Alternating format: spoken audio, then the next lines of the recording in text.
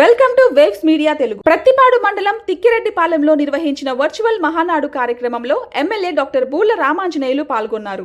ఎన్టీఆర్ జయంతి సందర్భంగా ఆయన విగ్రహానికి పూలమాల వేసి నివాళులర్పించారు. పేద ప్రజల కోసం పుట్టిన పార్టీ తెలుగుదేశం పార్టీ అని పేర్కొన్నారు.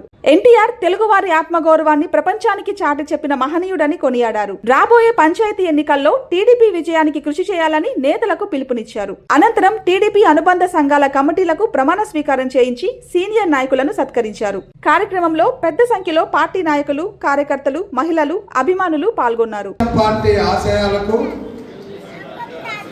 పవిత్ర లక్ష్యాలకు కట్టుబడి ఉంటూ పార్టీ సభ్యునిగా క్రమశిక్షణతో, ప్రజాసేవా భావంతో మనస, వాచ, కర్మేణ నిరంతరం పాటుపడుతూ నిస్వార్థంగా అవినీతి అక్రమాలకు పాల్పడకుండా దీక్షా దక్షతలతో, అంకిత భావంతో తెలుగుదేశం పార్టీ ప్రతిష్టను, ప్రతిపత్తిని పరిరక్షించేందుకు ఎల్లప్పుడూ కృషి చేస్తూ పార్టీ మరియు ప్రజలు నాపై ఉంచిన విశ్వాసాన్ని వమ్ము చేయకుండా నిత్య చైతన్యంతో పార్టీ నాకు అప్పజెప్పిన పదవిలో నేను ఉంటూ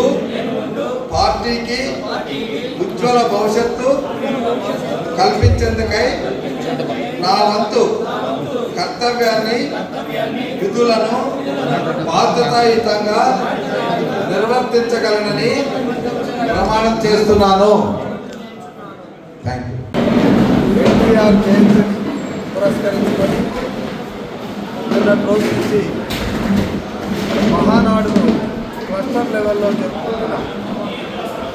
గతంలో జిల్లా స్థాయిలో ఎక్కడో ఒక చోట జరిగేటటువంటి మహానాడుని ప్రజల మధ్యలో జరపాలని, ప్రజల గుండెల్లో దేవుడిగా వెలిసినటువంటి ఎన్టీ రామారావు గారి యొక్క కార్యక్రమాల గురించి, ఆయన ఆశయ సాధనతో ఇప్పుడు ప్రభుత్వాన్ని నడుపుతున్నటువంటి చంద్రబాబు నాయుడు గారి యొక్క కార్యక్రమాల గురించి, యువనేత నారా లోకేష్ బాబు గారు చేపట్టినటువంటి సంస్కరణలు, కార్యక్రమాల గురించి ప్రజలందరికీ తెలియజేసేటటువంటి ఒక అవకాశాన్ని ఈ క్లస్టర్ ద్వారా జరిపేటటువంటి మహానాడు ద్వారా మేము తీసుకున్నాం.